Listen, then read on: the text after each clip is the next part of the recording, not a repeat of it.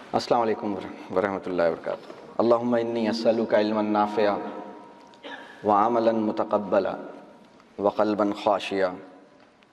رب کریم ہمیں وہ علم عطا کیجیے جو واقعی ہمارے لیے مفید ہے، اور پھر ہمیں اس عمل کی توفیق دیجیے جو آپ کو پسند آنے والا ہے، اور پھر اتنا اچھا علم مل جانے کے بعد اور ایسا عمل کر لینے کے بعد ہمیں اترانے والا نہ بنائیے، ہمیں اپنے سے ڈرنے والا ہی رکھیے۔ کوشش کیجیے گا کہ تفصیلی نوٹ ٹیکنگ کریں، کم از کم 3 لوگوں سے یہ سب شیئر کیجیے، اور شیئرنگ اگر آپ کریں گے تو اس کو آپ سمجھیے گا کہ یہ اب آپ کی لرننگ سائیکل اس وقت مکمل ہوگی جب آپ شیئرنگ بھی کریں گے۔ آج کے سیمینار کا فارمیٹ یہ ہے کہ بیسیکلی اس کے 2 سیگمنٹس ہیں۔ پہلے سیگمنٹ میں میں اپنی کچھ گفتگو رکھوں گا، اور دوسرے سیگمنٹ میں آپ کے کویسچنز لوں گا، اور ان کویسچنز پہ میں آپ کو جواب دوں گا انشاءاللہ۔ اور میری گفتگو کے پھر 3 اہم حصے ہیں۔ سب سے پہلے حصے میں یہ بات کروں گا کہ تربیہ نہ ہو سکنے کے کیا نقصانات ہوئے ہیں۔ ہم سب اس بات سے واقف ہیں کہ تربیہ جو ہے وہ مسلسل نظر انداز ہوئی ہے، اور یہ تربیہ کا عمل گھروں میں بھی نظر انداز ہوا ہے، اداروں میں بھی نظر انداز ہوا ہے، اور معاشرے میں اوور آل یہ وہ کام ہے جو بری طرح نگلیکٹ ہوا ہے، اور اس کے پھر بڑے خوفناک نتائج ہم دیکھتے ہیں آج کے معاشرے میں۔ دوسری بات میں یہ عرض کروں گا کہ تربیہ کیسے ڈیفائن ہوگی، ہم کس پروسیس کو تربیہ کہیں گے، تربیہ کیا ہے اور کیا نہیں ہے، تربیہ سے ہماری مراد کیا ہے، کیونکہ جب تک تربیہ کا تصور صحیح نہیں ہوگا تربیہ صحیح نہیں ہوگی۔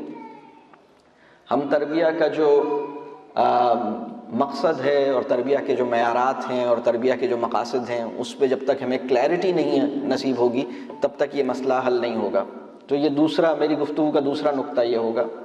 میری گفتگو کا تیسرا نقطہ یہ ہوگا کہ تربیہ کا جب ہم اس کی تفصیل میں جائیں گے اور انشاءاللہ اس بات پہ غور کریں گے کہ ایمان کیا چیز ہوتی ہے، تربیہ کے ساتھ ایمان کا کیا تعلق ہے، اور جب ہم بچوں کی بات کرتے ہیں، بچوں کی تربیہ کی بات کرتے ہیں، تو ایک بچے کا ایمان کیسے خراب ہوتا ہے، وہ کون سے فیکٹرز ہیں جن سے کسی بچے کا ایمان خراب ہوتا ہے۔ تو میری گفتگو کا یہ تیسرا نقطہ ہوگا، اور ان تینوں نکات کی روشنی میں جو ہم انشاءاللہ تعالیٰ کچھ کرنے کے کام میں آپ سے شیئر کروں گا۔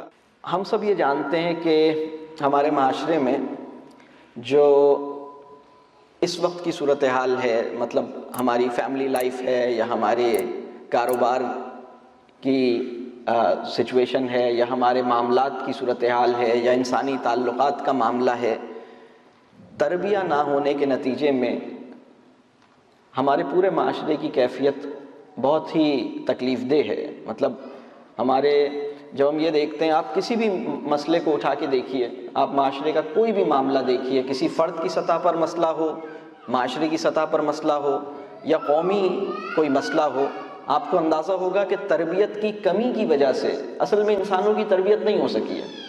اچھا، ایسا نہیں ہے کہ انسانوں کو ڈگریاں نہیں ملیں، انسانوں نے فارمل ایجوکیشن کی ضرورت کو نہیں سمجھا، ایسا نہیں ہے۔ ہمارے معاشرے میں لوگ فارمل ایجوکیشن کی ضرورت کو محسوس کرتے ہیں، سمجھتے ہیں، اس کے لیے کوشش بھی کرتے ہیں۔ ہمارے معاشرے میں بہت سے لوگ اس بات کی بھی فکر کرتے ہیں کہ معاشرے کا بہت بڑا طبقہ جو الٹریٹ کہلاتا ہے ہمارے وطن کا، اس کو لٹریٹ بنایا جائے۔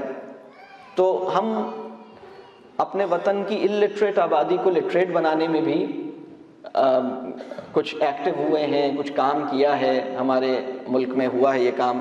اسی طرح ہم نے فارمل ایجوکیشن کی بھی صورتحال کچھ بہتر بنائی ہے۔ بہت بڑی تعداد میں بچے جو ہیں وہ اب فارمل ایجوکیشن لے رہے ہیں، ہائر ایجوکیشن کے مواقع بھی پہلے سے بڑھے ہیں، یونیورسٹیز کی تعداد بھی بڑھ گئی ہے، کالجز کی تعداد بہت بڑھ گئی ہے۔ اس وقت 100 سے زیادہ یونیورسٹیز پاکستان میں ہیں، اور بہت ساری اور مطلب اگلے 5-10 سالوں میں آپ بہت ساری اور یونیورسٹیز کا نام سنیں گے جو آتی جا رہی ہیں. لیکن ہمارا جو سب سے بڑا مسئلہ ہے جو تربیت، وہ تربیت کی کمی ہے ہمارے. بلکہ اگر میں یہ کہوں کہ ہمارے معاشرے کا یا ہمارے وطن کے سب سے بڑے مسئلے کا نام پولیو نہیں ہے. ہمارے وطن کے سب سے بڑے مسئلے کا نام لوڈ شیڈنگ نہیں ہے. ہمارے وطن کے سب سے بڑے مسئلے کا نام یہ نہیں ہے کہ ہمارے یہاں ہمارے بینکوں میں زر مبادلہ نہیں ہے. ہمارا سب سے بڑا مسئلہ یہ بھی نہیں ہے کہ ہمارا انفراسٹرکچر کمزور ہے، ہمارے پاس برجز کم ہیں، بڑے روڈ نیٹ ورکس نہیں ہیں. یہ بھی ہمارا سب سے بڑا مسئلہ نہیں ہے. ہمارا سب سے بڑا مسئلہ یہ بھی نہیں ہے کہ ہمارے پاس بہت اچھے ہاسپٹلز نہیں ہیں. بلکہ ہمارا جو سب سے بڑا مسئلہ ہے وہ یہ ہے کہ ہم علم کی کمی، ایمان کی کمی اور اخلاق کی کمی سے دوچار ہیں. ہماری تعلیمی نظام کا بہت بڑا مسئلہ یہ ہے کہ تعلیم لینے کے نتیجے میں ہمیں علم حاصل نہیں ہو رہا، ہمارے ایمان پر کوئی فرق نہیں پڑ رہا. یعنی اسلامیات کے پرچے میں بھی زیادہ نمبر لینے والا بچہ آپ یہ نہیں کہہ سکتے کہ اس کے ایمان پر کام ہوا ہے. تو ایمان کی کمی، علم کی کمی اور اخلاق کی کمی. آپ معاشرتی علوم ایک سبجیکٹ ہم سوشل اسٹڈیز پڑھاتے ہیں، لیکن سوشل اسٹڈیز ہمیں سوشل ہونے کی ایکسلنس نہیں عطا کرتا. اسلامیات کا مضمون فہم دین نہیں عطا کرتا. لینگویجز کے سبجیکٹس ہمارے لہجے میں پولائٹنس ممکن نہیں بناتے. میتھمیٹکس کا سبجیکٹ ہمیں عقل کا استعمال نہیں سکھاتا، ہمارے عقل کو، ہمارے تجزیے کی قوت کو بہتر نہیں بناتا. سائنس کا مضمون ہمیں مشاہدے کے قابل نہیں بنا رہا. تاریخ کا مضمون ہمیں اپنے ماضی سے سبق لینے کے اوپر آمادہ نہیں کر رہا. یہ ہمارا بڑا مسئلہ ہے. اسلامک اسٹڈیز کا سبجیکٹ یا اسلامیات کا سبجیکٹ ہمیں فہم دین اور ایمان نہیں عطا کر پا رہا. تو ایجوکیشن ہوتی رہتی ہے لیکن علم کی کمی، ایمان کی کمی اور اخلاق کی کمی دور نہیں ہوتی. بلکہ ہم ایک ایسی جگہ پہ پہنچ گئے ہیں جہاں تعلیم اور علم ایک دوسرے سے ایکویٹ نہیں ہو رہا ہے. یعنی تعلیم میں آگے بڑھنا علم میں آگے بڑھنا نہیں ہے. یعنی اگر میں آپ سے یہ پوچھوں کہ وہ انسان جس نے زیادہ کلاسز پڑھی ہیں اس کو تو زیادہ اچھی طرح اندازہ ہوگا کہ زندگی کا مقصد کیا ہے، اس کے پاس زیادہ شعور ہونا چاہیے اصولی طور پر. اس کو اپنی زندگی ملی کیوں ہے، اس کو کرنا کیا ہے، مجھے اپنی زندگی میں جانا کہاں ہے، میں ہوں کیا، میری حقیقت کیا ہے، میں کیوں وجود میں لایا گیا ہوں، مجھے اپنی زندگی کے ساتھ کرنا کیا ہے، خدا مجھ سے چاہتا کیا ہے. اس کے پاس ان بڑے سوالوں کا جواب نہیں ہے. کائنات کی حقیقت کیا ہے، زندگی کی حقیقت کیا ہے، اصل میں کامیابی کسے کہتے ہیں، اس کا کوئی بہت اعلیٰ جواب وہ نہیں دے پائے گا. اگر میں یہ 2 سوال آپ سے عرض کروں، آپ کسی ان پڑھ آدمی سے پوچھئے کامیابی کیا ہے اور کسی پڑھے لکھے آدمی سے پوچھئے کامیابی کیا ہے، ان دونوں کی ڈیفینیشنز میں مدعا کا فرق زیادہ نہیں ہوگا، لفظوں کی کچھ بناوٹ کا فرق ہوگا. یعنی ہماری تعلیم نے ہمارے تصور کامیابی کو نکھارا نہیں ہے، ہمارے تصور کامیابی کو رفعت عطا نہیں کی، ہمارے تصور کامیابی ایک الگ لیول پہ اپلفٹ نہیں ہو پایا. پھر اسی طرح آپ کسی غیر تعلیم یافتہ یا ان پڑھ آدمی جسے آپ الٹریٹ انسان کہتے ہیں، آپ اس بات کا جائزہ لیجئے کہ اپنے نفس پر قابو ان پڑھ کو زیادہ ہے یا پڑھے لکھے کو زیادہ ہے، تو آپ حیران ہو جائیں گے. آپ دیکھیں گے کہ نفس پہ قابو نہ تو پڑھے لکھے کو ہے نہ ان پڑھ کو ہے. مطلب ہم نے چونکہ تربیہ نہیں ہوئی معاشرے میں. یعنی ہونا تو یہ چاہیے تھا نا کہ جس انسان کی تعلیم زیادہ ہے وہ اپنے نفس کو قابو میں کر سکے، اپنے اوپر نگاہ رکھ سکے، اس کا ٹیمپرامنٹ مثالی ہو، انسانوں سے تعلق نبھانا اس کو زیادہ بہتر آتا ہو. معاف کرنے کی صلاحیت تعلیم لینے سے پیدا نہیں ہو رہی. معافی مانگنے کی صلاحیت بھی تعلیم لینے سے پیدا نہیں ہو رہی، نادم ہونے کا امکان بھی جیسے جیسے تعلیم بڑھ رہی ہے کم ہوتا جا رہا ہے۔ آپ سے اگر میں یہ پوچھوں کہ برانڈ کانشیسنس کا مرض، برانڈ کانشیسنس کہتے ہیں جو بڑے بڑے برانڈز کی محبت ہوتی ہے نا، بڑے بڑے برانڈز، آپ کے خیال میں پڑھے لکھے انسان میں یہ مسئلہ زیادہ ہے یا ان پڑھ انسان میں زیادہ ہے؟ آپ بتائیے۔ پڑھے لکھے میں زیادہ ہے۔ اشتہارات کا جادو پڑھے لکھے پہ زیادہ چلتا ہوگا یا ان پڑھ پہ زیادہ چلتا ہوگا؟ تو ایڈورٹیزمنٹ کے اٹیک سے اپنے نفس کو محفوظ رکھنے کی لیاقت ہمارے پڑھے لکھے آدمی کے پاس نہیں ہے۔ ہمارے پڑھے لکھے آدمی یا تعلیم یافتہ آدمی کا مسئلہ یہ ہے کہ اس کی توانائیوں کا بڑا حصہ مروب ہونے اور مروب کرنے کی نظر ہو جاتا ہے، اور اس کی وجہ سے وہ کوئی بڑا کام نہیں کر پاتا۔ اپنے نفس پر قابو پانا اس کے لیے دشوار ہو رہا ہے۔ تو ہماری جو تعلیم کے بڑے مسائل ہیں، اچھا ہماری پیرنٹنگ کے اندر بھی یہ ویژن یا یہ تصور موجود نہیں ہے، تو اس وقت ہماری سوسائٹی کی صورتحال یہ ہے کہ جیسے جیسے ہم تعلیم لیتے چلے جا رہے ہیں، ہم تو اپنی بیوی اور شوہر کے ساتھ بھی اچھی زندگی گزارنے کے قابل نہیں بن پا رہے۔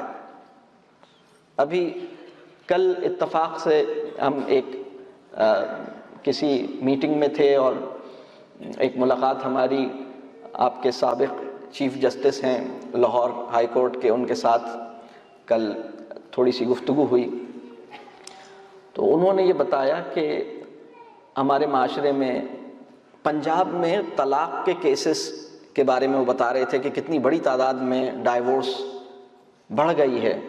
اور پھر ہم نے ان سے پوچھا کہ ذرا یہ بتائیے کہ یہ جو ڈائیورس کے کیسز ہیں جو بہت بڑی تعداد میں اس وقت ایک سال کے اندر انہوں نے بتایا کہ رجسٹر ہوئے ہیں، تو اس کے اندر ان پڑھ فیملیز کا یہ معاملہ تھا یا پڑھی لکھی فیملیز کا معاملہ تھا؟ تو انہوں نے بتایا کہ سر یہ تو پڑھی لکھی فیملیز کا مسئلہ ہے، ان پڑھ میں تو بہت کم ہے۔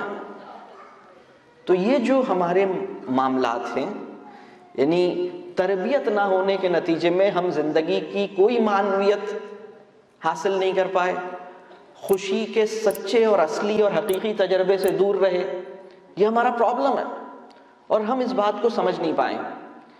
دیکھیے، اگر آپ کسی ہوٹل میں جا کے کھانا کھائیں اور کھانا کھانے کے بعد آپ کو پتہ لگے کہ یہ جو کھانا آپ نے کھایا ہے یہ اصل میں کھانا نہیں تھا، یہ بھوسا تھا اور دھوکے سے آپ کو کھلا دیا گیا، اور اس پہ کھانے کا اور خوشبو کا ایسنس چھڑکا گیا تھا، اور اس میں سے اس کا ذائقہ ایسا تھا جیسے کہ کھانا، لیکن ایکچولی یہ کھانا نہیں تھا، تو آپ زندگی میں کبھی بھی وہ کھانا نہیں کھائیں گے اور آپ لڑیں گے ان لوگوں سے جنہوں نے آپ کو ایسا کھانا کھلایا جو دیکھنے میں کھانے جیسا تھا اور ذائقے میں کھانے جیسا تھا لیکن حقیقت میں کھانے جیسا نہیں تھا، وہ کھانے کی چیز نہیں تھی۔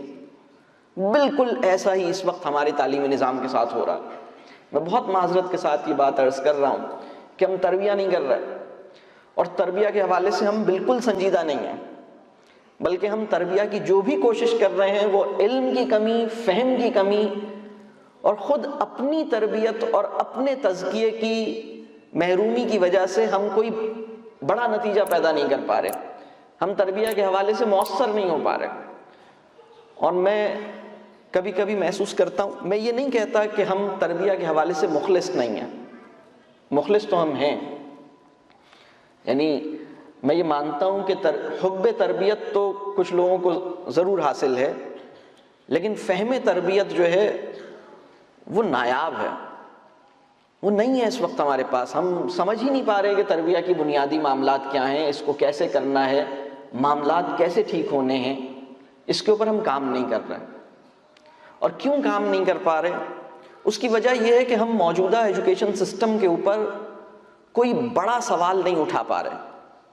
ہم اپنے موجود سے اتنے مطمئن ہیں، ہم اپنے موجودہ تعلیمی نظام کے ساتھ بھی، ہم اپنے خاندانی نظام کے ساتھ بھی، ہم اپنی زندگی کے ساتھ بھی اتنے مطمئن ہیں کہ ہم اس کے اوپر کوئی بڑا سوال نہیں اٹھاتے، ہم سوچ نہیں رہے.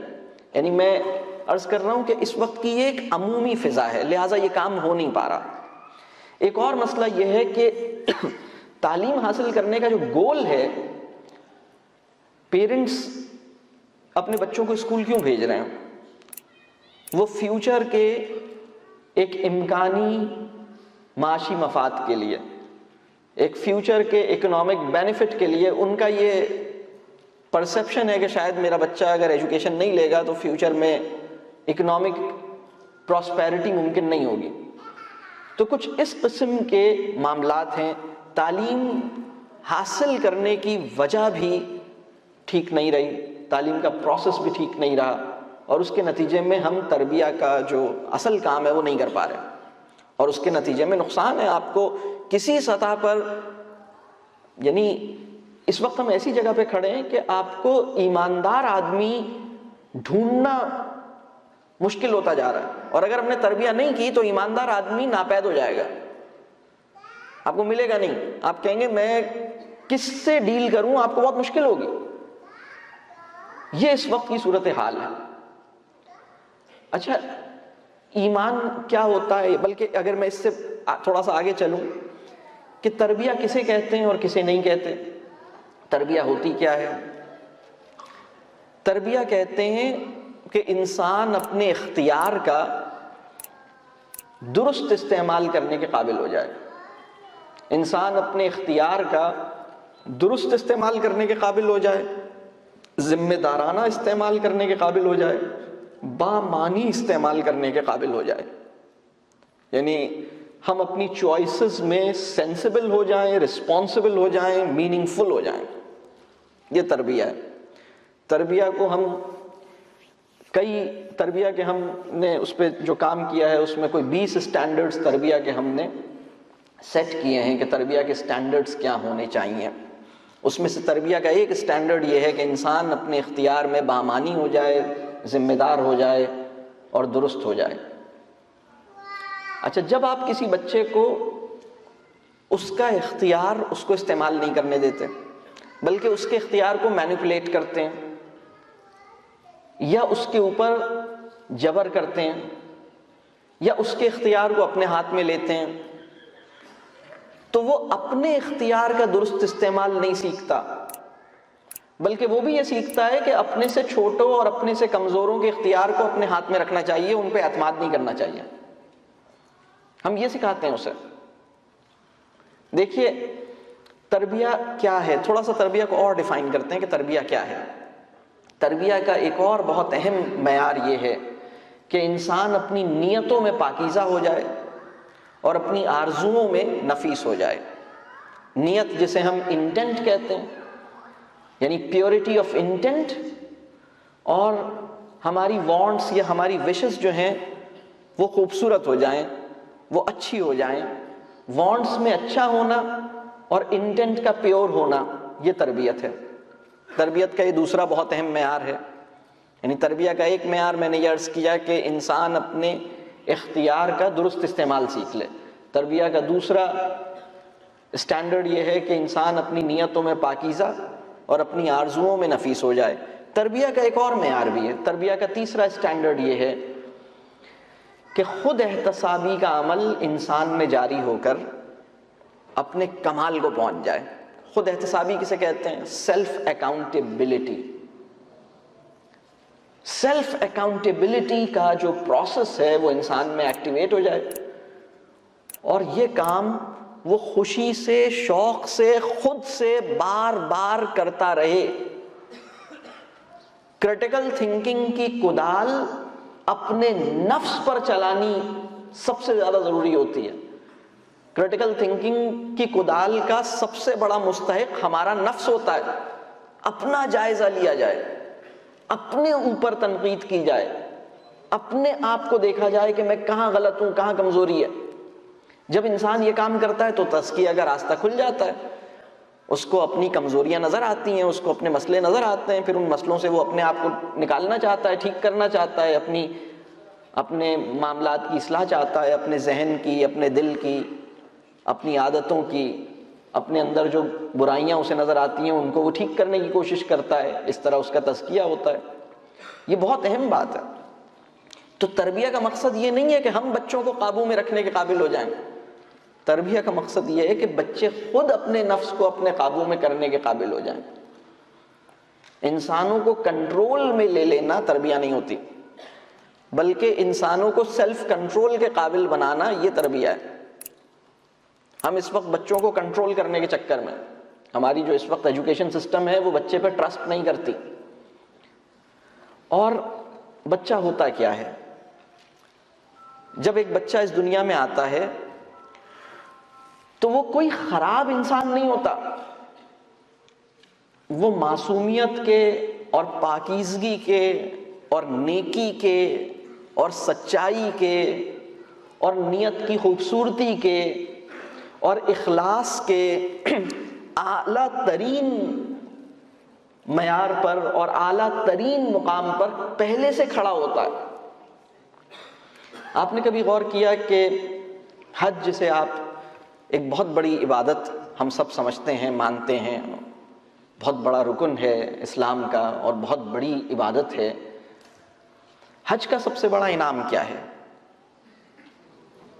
حج کا سب سے بڑا انعام یہ ہے، اگر رب کریم ہمارا حج قبول کر لیتا ہے تو اس کا جو گفٹ ہوتا ہے، اس کا جو ریوارڈ ہوتا ہے وہ یہ ہوتا ہے کہ آپ وہ بن جائیں جیسے کہ آپ ابھی پیدا ہوئے ہیں۔ لیکن اب اس میں ایک بہت اہم سوال ہے، اگر آپ کو نیو بورن کو ہم پر جو فوقیت حاصل ہے اگر آپ نے یہ سمجھا ہی نہیں ہے تو آپ اس ریوارڈ کے اوپر تشکر کے جذبات آپ میں پیدا نہیں ہوں گے۔ نیو بورن کو ہم پر کیا فضیلت حاصل ہے، کیا فوقیت حاصل ہے، آپ نے اتنی بڑی عبادت کی، حج کیا، اگر انسان کو یہ بات واضح نہ ہو تو انسان سوال کر سکتا ہے کہ یا اللہ، میں نے اتنا مشقت اٹھا کے اور اتنا مال خرچ کر کے حج کیا ہے، اتنا میں عرفات میں قیام کیا ہے، منی میں میں رکا ہوں اور یہ سارے میں نے مناسک ادا کیے ہیں اور اس کے اوپر میں نے آپ کی خاطر میں نے یہ کام کیا، اور آپ نے مجھے کہا کہ اس کا انعام یہ ہے کہ تم ایسے ہو گئے جیسے ابھی بورن ہوئے ہو، تو یہ کیا بات ہے؟ لیکن یہ ایک بڑی اہم بات ہے، اور یہ اہم بات یہ ہے کہ نیکی کے مرتبے پر کوئی بھی انسان اس سے اس پوائنٹ سے زیادہ آگے نہیں جا سکتا جو اس کا پوائنٹ آف برتھ ہے، جس وقت آپ پیدا ہوئے تھے۔ یعنی آپ سوچئے، وہ جو بچہ ہے وہ پاکیزگی کا، معصومیت کا، نیکی کا، اخلاص کا سب سے بڑا ماڈل ہے انسانوں کی آبادی میں، انسانوں کی معاشرے میں۔ انسان اپنی پوری زندگی میں جو سب سے خوبصورت فارم میں ظاہر ہوتا ہے اسے بچہ کہتے ہیں۔ تو وہ بچہ جو آپ کی بات نہیں مانتا، وہ بچہ جو آپ کا کام نہیں کرتا، وہ بچہ جو پڑھائی میں کمزور ہے، وہ بچہ جو ہوم ورک نہیں کرتا، وہ بچہ جو ٹیسٹ میں فیل ہو گیا ہے، وہ بچہ جو کلاس میں فیل ہو گیا ہے، ایگزام میں فیل ہو گیا ہے، وہ بچہ جو والدین کو بڑا تنگ کرتا ہے، وہ بچہ جس سے پورا محلہ اور معاشرہ پریشان ہے، وہ بچہ جو نماز نہیں پڑھتا، وہ بچہ جو اور بہت سارے غلط کام بھی کر رہا ہے، وہ بچہ جس کی لینگویج بھی ٹھیک نہیں ہے، وہ بچہ جس سے سب پریشان ہیں، اگر یہ بچہ جو نابالغ ہے اگر انتقال فرما جائے تو سیدھا کہاں جائے گا؟ آپ مجھے بتا سکتے ہیں کہاں جائے گا؟ Are you sure? کتنے یقین سے آپ نے اس بچے کے بارے میں آپ نے یہ مانا، آپ خود یہ تسلیم کرتے ہیں کہ یہ بچہ سیدھا جنت میں جائے گا؟ اچھا، وہ اگر وہ انسان جو اس کو ٹھیک کرنے پہ تلا ہوا ہے اگر وہ انتقال فرما جائے تو وہ کہاں جائے گا؟ کیا آپ اس یقین کے ساتھ کہہ سکتے ہیں کہ وہ بھی سیدھا جنت میں جائے گا؟ کیا ہم اپنے بارے میں یہ بات کہہ سکتے ہیں کہ ہم ابھی اگر ہمارا انتقال ہو جائے تو ہم سیدھے جنت میں جائیں گے؟ ہم نہیں کہہ سکتے۔ جناب، بات یہ ہے کہ آلودہ پاکیزہ کو ٹھیک کرنے پہ تلا ہوا ہے، لیس پیور یا امپیور ایک پیور کو ٹھیک کرنے اور سیدھا کرنے پہ تلا ہوا ہے۔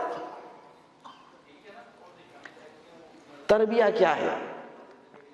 اپنے وجود کی آلودگیوں سے اپنے بچوں کو محفوظ رکھنا تربیہ ہے، اپنے نفس کے کھوٹ سے اپنے بچے کو بچا لینا تربیہ ہے، اپنی نفسیاتی محرومیوں، اپنی حسرتوں، اپنے شکوک، اپنی تشکیک، اپنے ابہام، اپنے ڈاؤٹس، اپنے کمپلیکسز، ان سے اپنے بچوں کو محفوظ رکھنا، یہ تربیہ ہے۔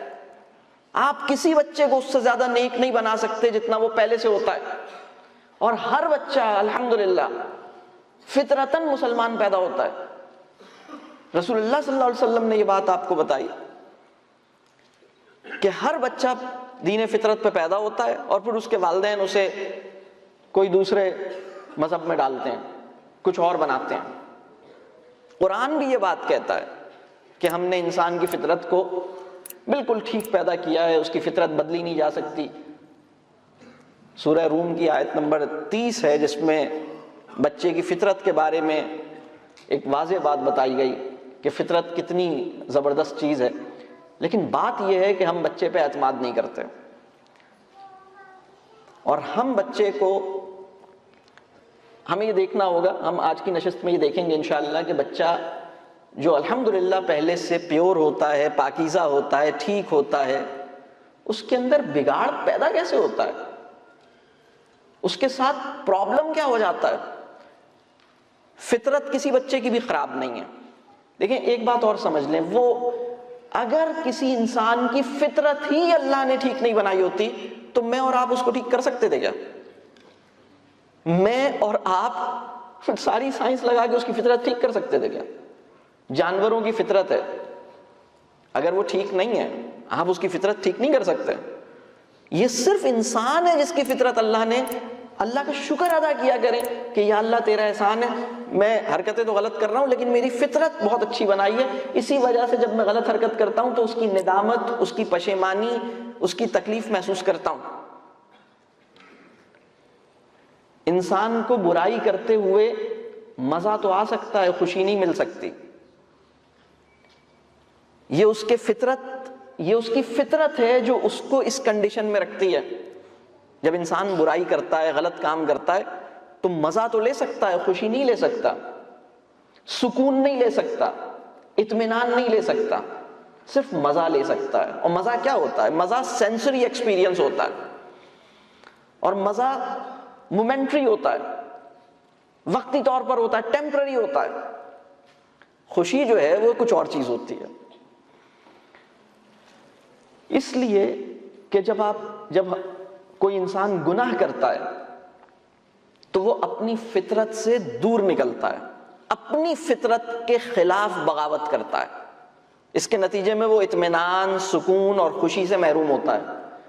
اس کے نتیجے میں اس کی فطرت بے چین ہو جاتی ہے، پریشان ہو جاتی ہے۔ یہ جو اللہ کا نظام ہے، اچھا اتنا زبردست ہمارے اندر ہمیں نیکی پہ ڈھالے رکھنے اور نیکی کے نتیجے میں خوشی کا تجربہ دینے کا ایک انٹرنل میکینزم اللہ نے لگایا ہوا ہے۔ اللہ نے ہمیں اوریجنلی پیور اور ٹھیک پیدا کیا ہے۔ پھر یہ کیا ہوتا ہے کہ ہم ایک تعلیم سے گزرتے ہیں یا ہم معاشرے میں جاتے ہیں اور ہم بہت ساری اور پروسیسز سے گزرتے ہیں اور اس کے نتیجے میں ہمارے اندر کچھ پرابلمس پیدا ہو جاتے ہیں۔ اور میں تو یہ عرض کر رہا ہوں کہ جو کنٹمپرری ایجوکیشن سسٹم ہے، جس کو اس وقت انسانوں نے اتنی عقیدت جس کے لیے ہم نے پیدا کی ہے، کنٹمپرری ایجوکیشن سسٹم ایک زہر ہے اس وقت۔ اگر آپ کو یہ پتہ لگے کہ آپ کے گھر میں جو انڈر گراؤنڈ ٹینک ہے، اس ٹینک میں زہر مل گیا ہے، زہر مل گیا اس ٹینک میں، تو کیا آپ پھر بھی اس سے پانی پیئیں گے؟ آپ پھر بھی اس سے نہائیں گے؟ پھر بھی آپ وہی سب کریں گے؟ یا آپ اس کو ٹھیک کریں گے؟ آپ کہیں گے بھائی مجھے اس کا زہر ختم کرنا ہے، مجھے ٹھیک کرنا ہے، پھر میں اس کو قابل استعمال میں لے کر آؤں گا، یہ تو میں بلائنڈلی اس کو فالو نہیں کروں۔ آپ سوچئے کہ اس وقت ہم کر کیا رہے ہیں؟ صرف ڈگریز کے انفلیشن کے دور میں داخل ہوئے ہیں، تربیہ نہیں ہو رہی ہے۔ اور تربیہ نہ ہونے کے نتیجے میں انسانی معاشرے کی جو سب سے بڑی ضروریات ہیں، ایمان، علم، اخلاق، یہ پوری نہیں ہو رہی۔ اس کے نتیجے میں رشتہ داریاں نہیں نبھائی جا پا رہی، اس کے نتیجے میں اگر ہم کوئی کام کر رہے ہیں تو اس میں فرض شناسی اور ایمانداری کا ایلیمنٹ ختم ہو گیا ہے، اس کے نتیجے میں شوہر بیوی پر اور بیوی شوہر پر ٹرسٹ کرنے کی کیپیسٹی سے محروم ہو رہی ہے، اس کے نتیجے میں والدین بچوں پر اور بچے والدین پر اعتماد نہیں کر پا رہے۔ ایک عجیب پریشانی ہے۔ تو تربیہ کیا ہے؟ اگر میں تربیہ کو ذرا سا دیکھوں کہ اپنے اختیار کا درست، بامانی، ذمہ دارانہ استعمال بچہ سیکھے، اپنی نیتوں میں پاکیزہ اور اپنی آرزوؤں میں نفیس ہو جائے، خود احتسابی کا عمل انسان میں جاری ہو کر اپنے کمال تک پہنچ جائے۔ اور یہ جو بچہ اس دنیا میں آتا ہے تو بچہ پہلے سے بڑا زبردست ہوتا ہے، اس کے اندر کوئی بہت ہی معصوم ہوتا ہے۔ اور میں آپ سے یہ عرض کر رہا ہوں کہ وہ بچہ جو نابالغ بچہ ہے، اگر وہ آپ کی بات نہیں مانتا اور وہ بہت ساری گڑبڑ کرتا ہے، پھر بھی اس نے ایک بھی نماز نہیں پڑھی لیکن وہ نابالغ ہے اور انتقال کر جائے گا، تو بھی وہ سیدھا جنت میں جائے گا۔ تو یہ اس کا مقام ہے۔ لیکن پھر ہوتا کیا ہے؟ ہم اس کی تربیہ، اس میں پرابلم کہاں آتا ہے؟ اس ساری سچویشن یہ خراب کیسے ہوتی ہے؟ اس مسئلے کو ٹھیک کیسے کیا جا سکتا ہے؟ تو تھوڑا سا ہم اور اس کو دیکھتے ہیں کہ نیت میں پاکیزہ ہونا کہتے کسے ہیں، تھوڑا سا اس کو اور ہم سمجھتے ہیں۔ ایک موقع پر رسول اللہ صلی اللہ علیہ وسلم کے دور کا واقعہ ہے کہ مسلمانوں کا ایک چھوٹا سا گروپ کچھ اور نان مسلمز سے ایک بیٹل میں آ گیا، اور اس موقع پر ایک صحابی نے اپنے مخالف کو، جو کہ اس وقت مسلمان نہیں تھے، ان سے ان کی جھڑپ ہوئی، اور جب وہ ان کے وار کے زد میں آئے، یعنی صحابی کے نے ان کی زد میں آئے، تو سامنے جو دوسرے صاحب تھے انہوں نے فوراً کلمہ پڑھ لیا، لیکن انہوں نے پھر بھی اس کو چھوڑا نہیں، اس کو مار دیا۔ اور پھر بعد میں رسول اللہ صلی اللہ علیہ وسلم کے پاس آئے اور کہا کہ یہ سچویشن ہوئی تھی، اور ہوا یہ کہ اس نے تو کلمہ پڑھ لیا تھا، ہماری لڑائی ہو رہی تھی، اور میں نے پھر بھی اس پر تلوار چلائی۔ رسول اللہ صلی اللہ علیہ وسلم نے پوچھا کہ تم نے ایسا کیوں کیا؟ جب اس نے کلمہ پڑھ لیا تھا تو تمہیں چھوڑ دینا چاہیے تھا۔ تو ان صحابی نے کہا کہ اصل میں انہوں نے جو کلمہ پڑھا تھا وہ میری تلوار کے خوف سے پڑھا تھا، تلوار کی ڈر سے پڑھا تھا، ادروائز وہ دل سے اسلام قبول نہیں کیا تھا انہوں نے۔ تو رسول اللہ صلی اللہ علیہ وسلم نے فرمایا کہ کیا تم نے اس کا دل چیر کے دیکھا تھا؟ تمہیں کیسے پتا؟ تم یہ بات کیسے کہہ سکتے ہو؟ کیا تم نے اس کا دل چیر کے دیکھا تھا؟ اور پھر ان صحابی کے اوپر حد جاری کی، مطلب ان سے دیت لی گئی، ان کے اوپر پینلٹی لگی، اور یہ سبق دیا گیا کہ کسی کی جو نیت ہے اس کو جج کرنے کی ضرورت نہیں ہے، دوسروں کو برا سمجھنے کی ضرورت نہیں ہے۔ پھر اس پہ سٹینڈرڈ سیٹ کیا کہ جسے مسجد کی طرف جاتا دیکھو اس کے ایمان کی گواہی دو، یہ بھی نہیں کہا جیسے نماز پڑھتے ہوئے دیکھو۔ یعنی کسی انسان کو، ہماری اس وقت صورتحال یہ ہے کہ ہمارا مذہبی شعور اس وقت ہمیں دوسروں کو اپنے سے کمتر سمجھنے پہ اکسائے جاتا ہے۔ بہت معذرت کے ساتھ بڑی تکلیف دہ بات ہے، یعنی دوسروں کو دیکھیں، ایمان یہ ہے، ایمان کامل کی کچھ علامات ہیں۔ ایمان کامل کی علامات ہیں کیا؟ ذرا اس کو دیکھتے ہیں، کیونکہ یہ تینوں سٹینڈرڈز ایمان کے ساتھ بڑی گہرائی سے متعلق ہیں۔ ایمان ہوتا کیا ہے؟ انسان پر، یعنی ایمان کا جو بہت اوپر سٹینڈرڈ ہے وہ یہ ہے کہ انسان کو اپنے اوپر نفاق کا گمان ہونے لگے۔ اپنے اوپر منافق کا گمان کرنا یہ سنت صحابہ میں سے ہے، آپ اس کا اندازہ نہیں کر سکتے۔ آج کے مسلمان کو اپنے ایمان پہ جو اطمینان حاصل ہے وہ صحابہ کو بھی حاصل نہیں تھا۔ رسول اللہ صلی اللہ علیہ وسلم کا میں ایک اور ان کی لائف کا ایک واقعہ شیئر کرتا ہوں۔ ایک صحابی ہیں حضرت حذیفہ، ایک دفعہ رسول اللہ صلی اللہ علیہ وسلم نے منافقوں کے حوالے سے، منافق جو ہوتا ہے مطلب اس کا علم اللہ نے رسول اللہ صلی اللہ علیہ وسلم کو دیا کہ یہ لوگ جو ہیں وہ منافق ہیں اور آپ ذرا خیال کیجئے گا. تو ایک موقع پہ حضرت حذیفہ کو رسول اللہ صلی اللہ علیہ وسلم نے یہ پوری فہرست شیئر کی اور بتایا کہ یہ سیکرٹ ہے. حضرت حذیفہ نے کہا ٹھیک ہے، یہ میرے پاس امانت ہے، میں کسی سے شیئر نہیں کروں گا. یعنی حضرت حذیفہ کے پاس منافقوں کی جو لسٹ تھی یا کون منافق تھے، کیونکہ وہ تو سب اس صفوں میں ملے ہوئے تھے، اور کسی سے شیئر نہیں کی. جب رسول اللہ صلی اللہ علیہ وسلم کا انتقال ہو گیا اور حضرت عمر رضی اللہ تعالیٰ عنہ جب خلیفہ بنتے ہیں تو حضرت حذیفہ کے پاس جاتے ہیں اور کہتے ہیں، اصرار کرتے ہیں کہ مجھے تم بتاؤ کہ تمہیں تو رسول اللہ صلی اللہ علیہ وسلم نے بتایا تھا کہ کون منافق ہیں، تمہیں تو پتہ ہے، ہمیں تو نہیں پتہ، ہم کسی کے بارے میں شک کر بھی نہیں سکتے، تو تم ذرا مجھے بتاؤ کہ کون لوگ منافق ہیں. تو انہوں نے کہا، حضرت عمر نے کہا کہ اصل میں اپنی جو کیبنٹ فارم کر رہا ہوں، جن لوگوں کو میں اپنے مختلف جگہوں پہ ذمہ داریاں دے رہا ہوں، تو میں یہ نہیں چاہتا کہ میری کیبنٹ میں کوئی منافق شامل ہو جائے، تو مجھے تم بتا دو. انہوں نے کہا نہیں، میں تو نہیں بتا سکتا، کیونکہ یہ تو رسول اللہ صلی اللہ علیہ وسلم کی میرے پاس امانت ہے، میں کیسے بتا سکتا ہوں؟ رسول اللہ صلی اللہ علیہ وسلم نے مجھے بتایا تھا، میں اس امانت کو شیئر نہیں کر سکتا، میں یہ نہیں بتا سکتا. لیکن حضرت عمر نے خاموش ہو گئے، انہیں یہ بات سمجھ آ گئی. پھر لیکن حضرت عمر کی بے چینی آپ دیکھیے کہ حضرت عمر کا سوال اس پر، حضرت عمر نے کہا کہ اچھا تم کم از کم اتنا بتا دو کہ کیا اس فہرست میں عمر کا نام تو نہیں ہے؟ میں تو نہیں ہوں اس فہرست میں.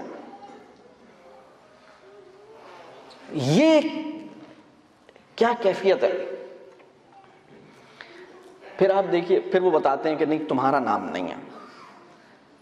لیکن اس خیال سے اب آپ سوچئے، خلیفہ بن گئے ہیں، اس خیال سے کہ شاید حذیفہ نے مصلحتاً تو نہیں یہ کہہ دیا.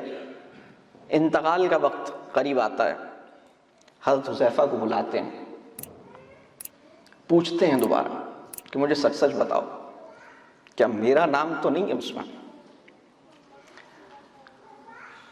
حضرت حذیفہ کہتے ہیں کہ نہیں، ایسا نہیں ہے. جب آخری وقت آتا ہے اور ان کا انتقال ہونے لگتا ہے تو اپنے بیٹے کو بلاتے ہیں اور کہتے ہیں کہ دیکھو، میرے جنازے میں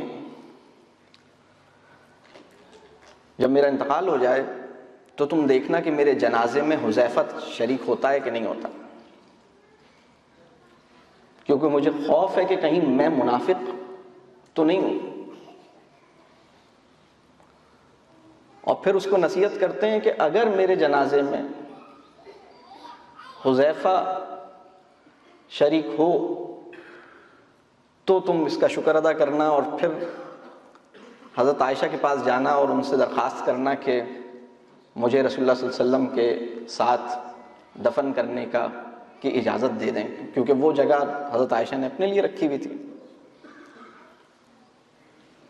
اور پھر یعنی آپ سوچئے کس طرح کے لوگ تھے، کس طرح کے لوگ تھے.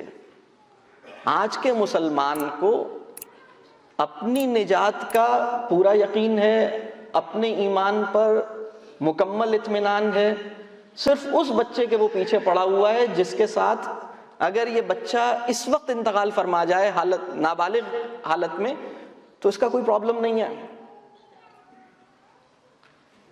اپنی فکر جس انسان کو نہیں ہوئی ہے وہ تربیہ نہیں کر سکتا. دیکھیے، اگر کسی معاشرے میں امت کی اصلاح کی فکر اپنی اصلاح کی فکر سے زیادہ ہو جائے تو معاشرے میں فساد پیدا ہوتا ہے. اگر کسی معاشرے میں سب کو ٹھیک کرنے کی فکر اپنے آپ کو ٹھیک رکھنے کی فکر سے زیادہ ہو جائے تو معاشرے میں فساد پیدا ہوتا ہے. ہم یہ فساد دیکھ رہے ہیں. ایک بات میں اور عرض کروں آپ سے، میں اکثر ایک مثال دیتا ہوں کہ فرض کیجئے مجھے نزلہ ہے اور بہت ٹھیک ٹھاک نزلہ ہے بالفرض، اور آپ کو مجھ سے بڑی محبت ہو جاتی ہے، ہم لوگ ہر وقت ساتھ رہتے ہیں اور پورا دن ساتھ گزارتے ہیں اور ہر وقت آتے جاتے ملتے جلتے ہیں. 2 دن 3 دن 4 دن کے اندر اندر اگر مجھے بہت نزلہ ہے اور آپ میرے ساتھ رہتے ہیں تو آپ کو نزلہ ہو جائے گا یا نہیں ہوگا؟ ہو جائے گا۔ تقویٰ بھی ایسے ہی لگتا ہے جیسے نزلہ لگتا ہے۔ صاحب تقویٰ سے تقویٰ لگتا ہے، صاحب نزلہ سے نزلہ لگتا ہے، نہیں تو تقویٰ پر 20 نمبر کا مضمون لکھنے کی اہلیت پیدا ہوتی ہے، تقویٰ نہیں پیدا ہوتا۔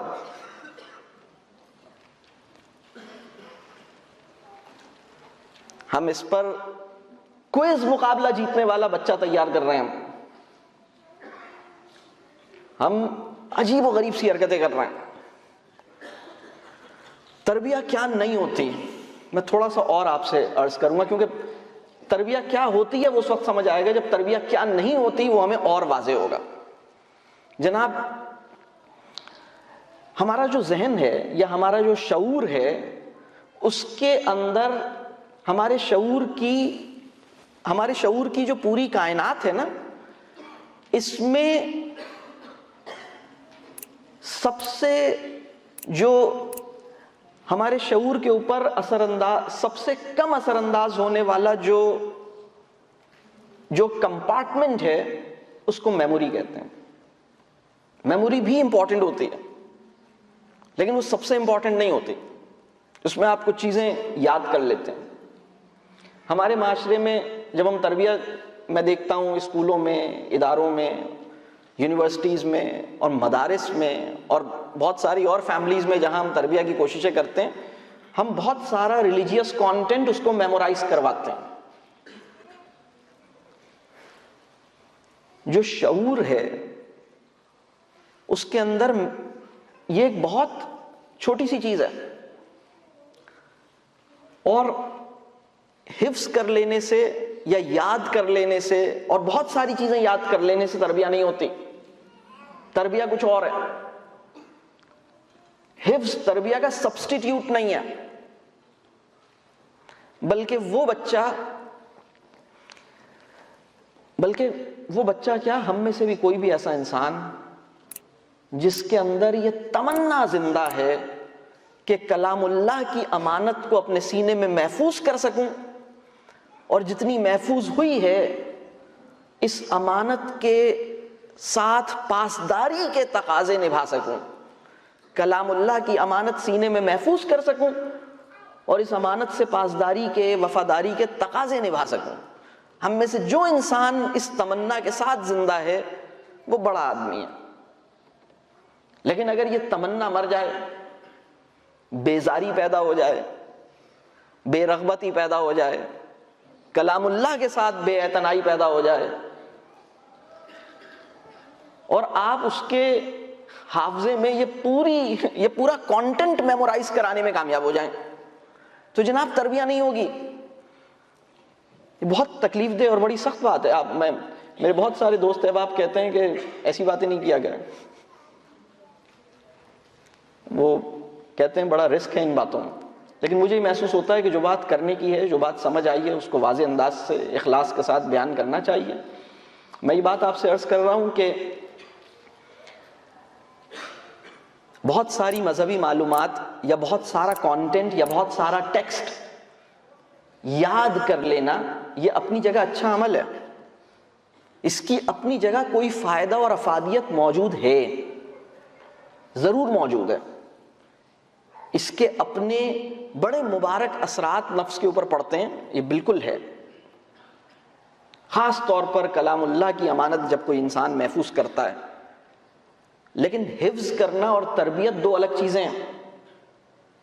حفظ کرنے کو تربیت شمار نہیں کیا جانا چاہیے۔ اسی طرح تربیہ کیا نہیں ہے، کسی بچے پر اپنے اختیار کو استعمال کرتے ہوئے اس کو برائی سے روک لینا تربیہ نہیں ہوتی۔ کسی بچے پہ اپنا زور چلا کر اس کو نیکی پہ مجبور کر دینا بھی تربیہ نہیں ہوتی۔ ایک بچہ کسی برے کام کے لیے جانا چاہتا ہے اور میں اس پہ زور زبردستی کر کے اس کو برے کام سے روک لیتا ہوں، تو اتنا ضرور ہوتا ہے کہ میں اسے ایک نقصان سے روک لیتا ہوں، یہ بالکل ہوتا ہے، اور یہ بہت اچھی بات ہے۔ آپ کا بچہ ہے، وہ کسی غلط کام کی طرف جانا چاہتا ہے، آپ اسے روک لیتے ہیں، آپ کہتے ہیں نہیں میں نہیں جانے دوں گا، آپ ٹھیک کرتے ہیں، آپ اسے ایک نقصان سے روک لیتے ہیں، لیکن یہ نقصان سے زبردستی روکنا تربیہ نہیں ہے۔ اسی طرح آپ کا بچہ، آپ اسے کوئی نیک کام کروانا چاہتے ہیں، پہلی بات تو یہ کہ سوائے ایک کام کے یعنی نماز کے کسی اور کام پر آپ زبردستی کر ہی نہیں سکتے، آپ کو اجازت ہی نہیں ہے۔ صرف نماز کے معاملے پہ آپ زبردستی کر سکتے ہیں، اور نماز کے معاملے میں بھی زبردستی آپ 10 سال سے پہلے نہیں کر سکتے، یعنی 10 سال سے پہلے نماز کے معاملے میں بھی سختی کرنا جائز نہیں ہے۔ آپ سے سوال کیا جائے گا، آپ کی پکڑ ہوگی کہ آپ نے 10 سال سے پہلے سختی کیسے کر لی؟ سختی کی تو اجازت ہی نہیں تھی، سختی کی اجازت تو 10 سال کے بعد تھی۔ اس کے علاوہ آپ کسی کام پہ زبردستی نہیں کر سکتے۔ تو نماز بھی اگر آپ زبردستی پڑھوا رہے ہیں تو آپ جو اللہ نے آپ کو ایک حکم دیا ہے اس کی تعمیل کر رہے ہیں، لیکن تربیہ نہیں ہے، یہ تربیہ نہیں ہے، کیونکہ زبردستی نماز آپ کب تک پڑھوائیں گے، کتنی پڑھوائیں گے؟ تربیہ یہ ہے کہ آپ کا بچہ یا آپ خود، ہم خود، ہماری تربیہ کیا ہے؟ دیکھیے، آپ کو اگر یہ سمجھ میں آیا ہے کہ اچھائی یہ ہے اور برائی یہ ہے تو اس کو میں تعلیم کہتا ہوں۔ اگر آپ اچھے کام کو اچھا سمجھتے ہیں اور برے کام کو برا سمجھتے ہیں، سمجھنا تو یہ تعلیم ہے۔ لیکن اچھا کام آپ کو اچھا نہیں لگتا اور برا کام آپ کو برا نہیں لگتا تو اس کا مطلب ہے تربیہ نہیں ہوئی ہے۔ تربیہ یہ ہے کہ آپ کو، تعلیم یہ ہے کہ آپ اچھے کام کو اچھا سمجھیں اور برے کام کو برا سمجھیں، اور تربیہ یہ ہے کہ آپ کو اچھا کام اچھا لگے اور برا کام برا لگے، اچھے کام کے لیے رغبت پیدا ہو، برے کام کے لیے بیزاری اور کراہت پیدا ہو۔ اس وقت ہماری صورتحال کیا ہے؟ اس وقت ہم میں سے بہت سے لوگ اچھے کام کو اپنے دل کی رغبت کے ساتھ نہیں انجام دے پا رہے، برے کام سے کراہیت محسوس نہیں کر پا رہے، بلکہ برے کام کی طرف رغبت محسوس کرتے ہیں، معاشرے کے خوف سے یا کسی اور خوف سے اس سے دور رہتے ہیں۔ تو یہ تربیہ نہیں ہے۔ یہ بہت اہم اور نازک مسئلہ ہے کہ تربیہ ہے کیا۔ تو جو میں آپ سے یہ بات عرض کر رہا تھا کہ ایمان جو ہے، جب تربیہ نہیں ہوتی تو ایمان کے ساتھ وابستگی نہیں ہوتی، اور چیزیں یاد کروا دینا تربیہ نہیں ہے۔ چیزیں، اچھی چیزیں یاد کرانا ایک اچھا کام ضرور ہے، برائی سے زبردستی روک لینا یہ بھی بہت اچھا کام ہے، لیکن تربیہ کچھ اور چیز ہے۔ تربیہ کی ضرورت پھر بھی رہے گی۔ تربیہ یہ ہے کہ انسان جب اسے کوئی نہ دیکھ رہا ہو اور گناہ کرنے کی اہلیت بھی ہے، طاقت بھی ہے، موقع بھی ہے، اور وہ اپنے اختیار کا استعمال کر کے اس سے دور رہے، یہ تربیہ ہے۔ اپنے سے کمزور لوگ جن پہ اس کا زور چلتا ہے ان کی عزت کرے، ان سے بہتری کا معاملہ کرے، یہ تربیہ ہے۔ تو یہ جو کام ہے یہ نہیں ہو پا رہا اس وقت، اور اس کے اوپر اس پہ کیا کرنا ہوگا؟ میں نے اب تک یہ بات عرض کی کہ تربیہ کسے کہیں گے، تربیہ کے معیارات کیا ہیں، تربیہ کیا نہیں ہے، اس کا تھوڑا سا میں نے ذکر کیا۔ اب میں بات کروں گا کہ کسی بچے کا ایمان خراب کیسے ہوتا ہے۔ دیکھیے، 5 بڑے فیکٹرز ہیں جس کی بیسس پر کسی بھی بچے کا ایمان خراب ہوتا ہے۔ وہ بچہ جو آپ کی تمام نافرمانیوں کے باوجود اور نمازیں نہ پڑھنے کے باوجود، چونکہ وہ نابالغ ہے، جب میں لفظ بچہ کہہ رہا ہوں تو اس کا مطلب ہے نابالغ کی بات کر رہا ہوں، تو وہ بچہ جو ایگزام میں بھی فیل ہوا ہے، والدین کو بھی اس نے خوش نہیں رکھا، نماز بھی یہ نہیں پڑھ سکا، لیکن یہ انتقال فرماتا ہے، تو یہ بچہ بہرحال جنت میں جاتا ہے، آپ اس بات کو محسوس کرتے، آپ کو یہ بات پتہ ہے۔ تو اس بچے کا ایمان خراب کیسے ہوتا ہے؟ اور جب یہ بڑا ہوتا ہے تو ایمان کی کمزوری کا شکار کیسے ہوتا ہے؟ دیکھیں، جب بچہ اس دنیا میں آتا ہے نا تو تربیہ کا گرین لے کر پیدا ہوتا ہے، کیریکٹر کا گرین اس کے اندر موجود ہوتا ہے، اور ہمیں کچھ احتیاطیں کرنی ہوتی ہیں۔ تو ہمیں پہلے یہ سمجھنا ہوگا کہ کون سے وہ فیکٹرز ہیں جس سے ایمان خراب ہوتا ہے۔ اس کے 5 فیکٹرز ہیں۔ اس میں سب سے پہلا فیکٹر ہے خوف، فیئر، ایمان ڈیفائن ہوتا ہے کہ اگر کسی بچے کو کوئی خوف نہیں ہے سوائے اللہ کے، غیر اللہ کا جو خوف ہے یہ ایمان کا دشمن ہے۔ ہم دیکھیے، بچہ اپنی زندگی کا سب سے پہلا جھوٹ خوف کی وجہ سے بولتا ہے، سب سے پہلا جھوٹ اس نے خوف کی وجہ سے بولا ہے۔ اسے یہ خوف تھا کہ اگر وہ جھوٹ نہیں بولتا اس دن تو اس کی شامت آ جاتی، اس کو خوف تھا۔ اپنے بچے کو اپنے خوف سے بچانا یہ تربیہ کی ذمہ داری ہے۔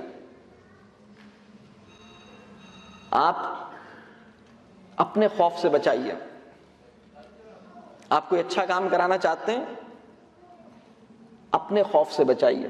اور جب میں یہ خوف کی بات کرتا ہوں، بہت سے لوگ کہتے ہیں کہ اللہ کا خوف اور اللہ کی محبت، یہ بھی ایک سوال لوگوں کے ذہن میں آتا ہے۔ دیکھیے، محبت اور خوف ایک دوسرے کی فلپ سائڈ ہوتی ہیں۔ اس دنیا میں آپ کو جس انسان سے محبت ہو جاتی ہے تو اس میں امید اور خوف دونوں ایگزسٹ کرتا ہے، اور دونوں ساتھ ساتھ ایگزسٹ کرتا ہے نیچرلی۔ اور جس انسان سے آپ کو محبت ہو جاتی ہے، آپ کو یہ خوف ہوتا ہے کہ کہیں یہ مجھ سے دور نہ ہو جائے، کہیں میں اس کو ناراض نہ کر دوں،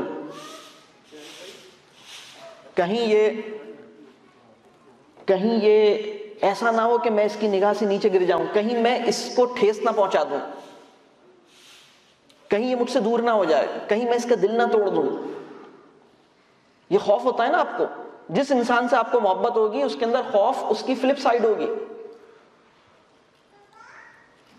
مومن کا جو دل ہے وہ امید و بیم کے بیچ میں رہتا ہے، اس میں ہوپ اور فیئر دونوں کو ایگزسٹ کرتی ہے، دونوں ایک ساتھ ایگزسٹ کرتی ہے۔ امید بھی ہوتی ہے، خوف بھی ہوتا ہے۔ تو یہ بات کہ میں اللہ سے خوف، یعنی معاشرے میں ایک بات اکثر لوگ سنتے ہیں کہ جی خوف نہیں ہونا چاہیے، محبت ہونی۔ خوف اور محبت ایک ہی چیز کی فلپ سائڈ ہے۔ تو اگر اس وقت ایک بہت بڑا بادشاہ آپ سے محبت کرنے لگے اور آپ اس بادشاہ سے محبت کرنے لگیں تو آپ کو خوف نہیں ہوگا کیا کہ یہ اتنا بڑا بادشاہ ہے، اگر ناراض ہو گیا، اگر اسے کوئی بات بری لگ گئی، اگر میں نے اس کا کوئی دل توڑ دیا، اگر میں نے کوئی بات اگر میں اس کی ایکسپیکٹیشن پہ پورا نہ اترا، اور اگر میری اور اس کی محبت برقرار نہیں رہی، تو یہ خوف آپ کو محبت پر اور اپنے عمل پہ سیدھا کرنے پہ اکساتا ہے۔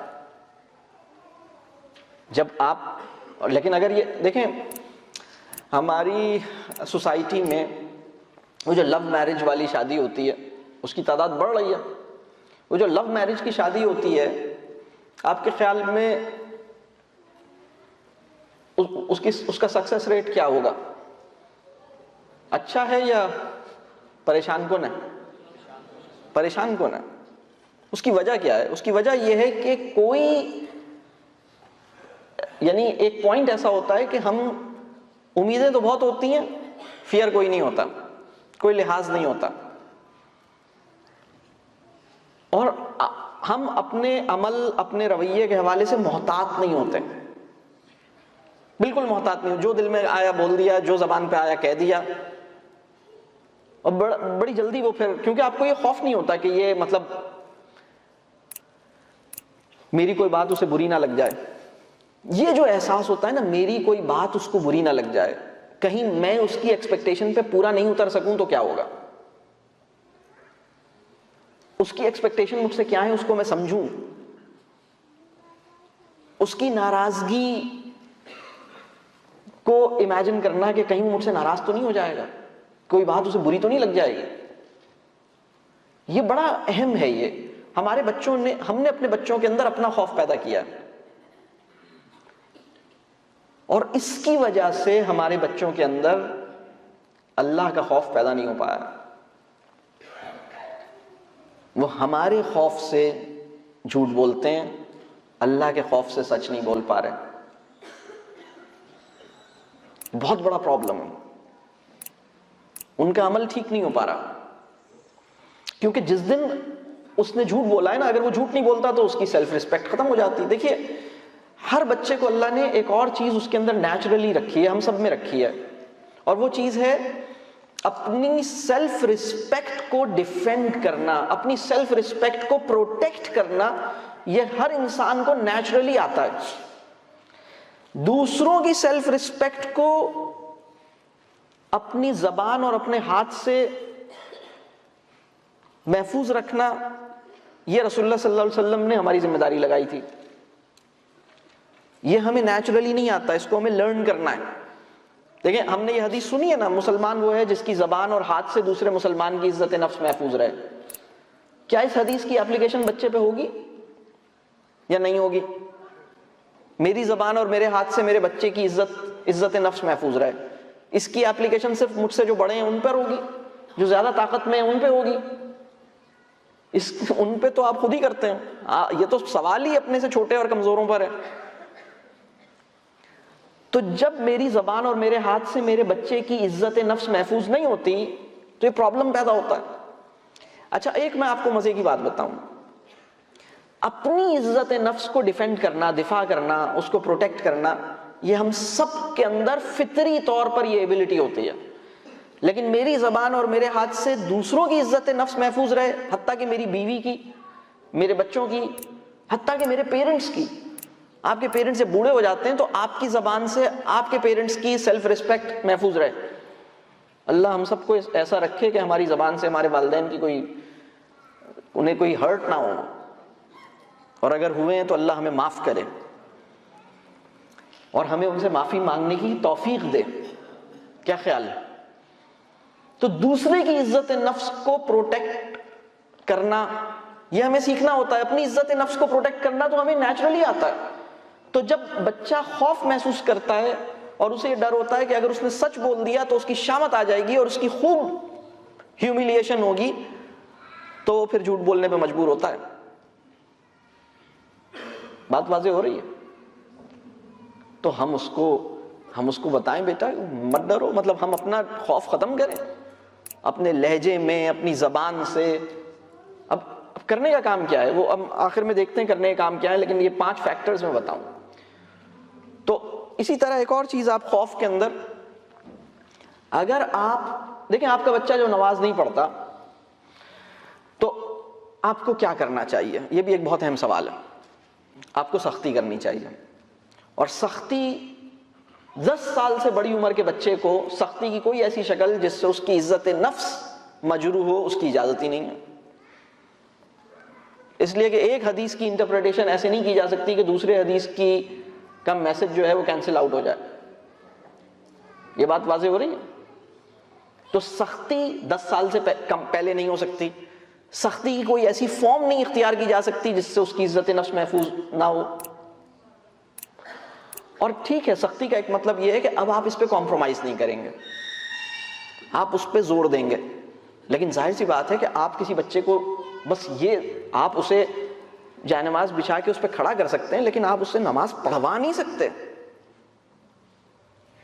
آپ کیا کر سکتے ہیں؟ آپ بس یہ کر سکتے ہیں کہ جب تک نماز کا وقت ہے آپ اسے کہیں، آپ اسے بتائیں، آپ اس کو کہیں کہ نہیں بیٹا میں اسے ایکسیپٹ نہیں کروں گا. پر اتنا ہی کر سکتے ہیں آپ اس پہ کوئی گیو اپ نہیں کریں، آپ اس بات کو پوری پرائرٹی دیں، بس اتنا کر سکتے ہیں آپ. لیکن ایک میں آپ کو بڑی اہم بات بتاؤں، اگر کسی انسان کا اپنے بچے سے بہت گہرا تعلق ہے تو 10 سال کی عمر کا بچہ جو ہے نا وہ ایسا ہوتا ہے جس پہ سختی کرنے کا دل نہیں چاہتا انسان کا. تو یہ جو سختی کرنا ہے نا یہ بچے کا امتحان نہیں ہے، یہ ہمارا امتحان ہے. اللہ ہمیں ٹیسٹ کرنا چاہتا ہے کہ وہ بچہ جو اتنا پیارا سا ہے، بندگی کا جذبہ بچے کی محبت سے مغلوب تو نہیں ہو رہا. یہ آپ کیسے ڈیمانسٹریٹ کریں گے؟ اس کا راستہ اللہ نے اس طرح پیدا کیا. یعنی اگر آپ کی سختی کے باوجود بھی وہ نماز نہیں پڑھتا تو بھی اس کا کوئی مسئلہ نہیں ہے، اس کو کوئی سزا نہیں ہے کیونکہ وہ نابالغ ہے. لیکن اگر آپ سختی نہیں کرتے تو آپ کی پکڑ ہوگی کہ اولاد کی محبت بندگی کے اوپر غالب تو نہیں آ گئی. یہ وہ امتحان ہے جس میں اللہ تعالیٰ آپ کو چیک کرنا چاہتا ہے.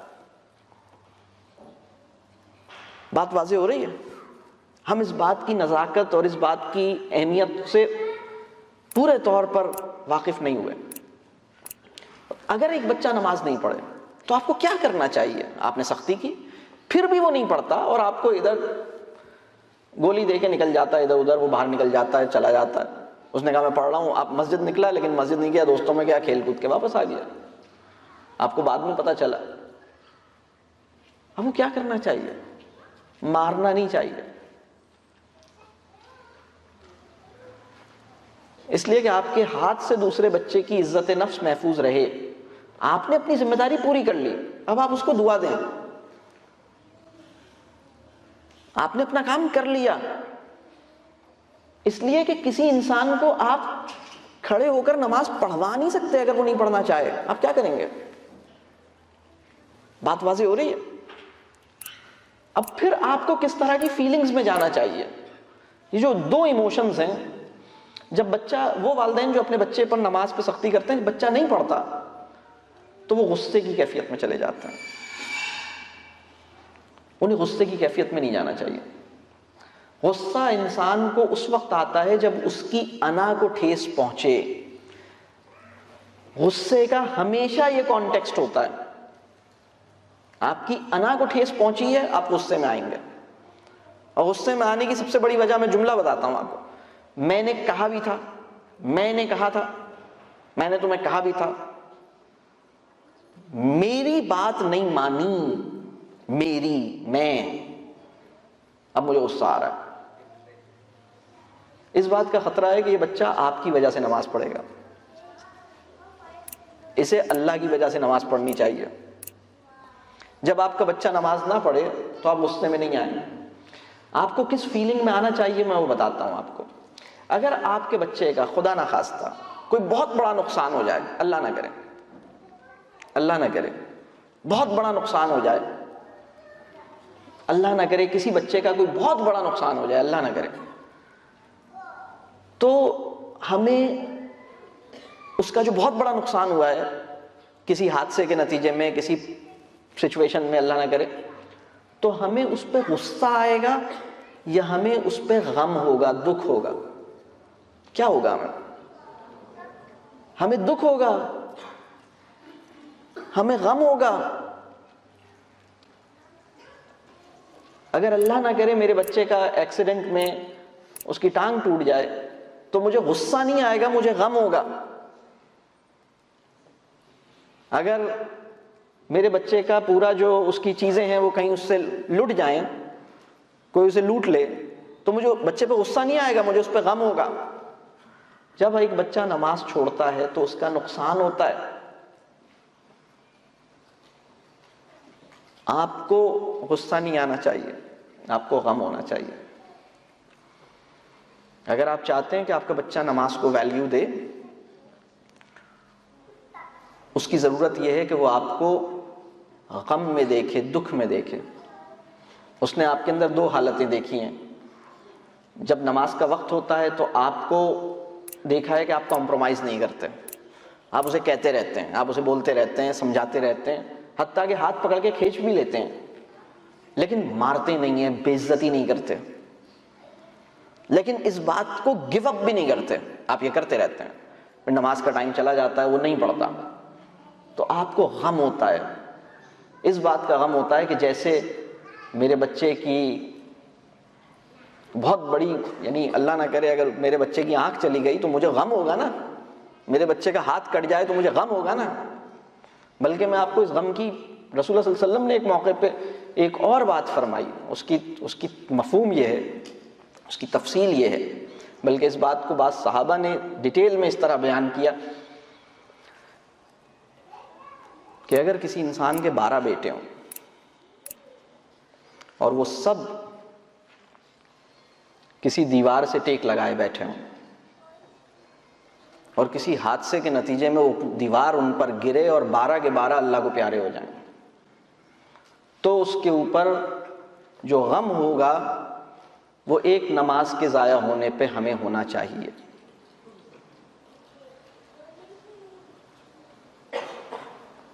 ہمیں غصہ اس لیے آتا ہے بچے کے اوپر کہ اس نے میری بات نہیں مانی، میری اطاعت اگر وہ نہیں کرتا تو مجھے غصہ آتا ہے. اس کی اطاعت میں نہیں کرتا تو مجھے کوئی ندامت نہیں ہوتی.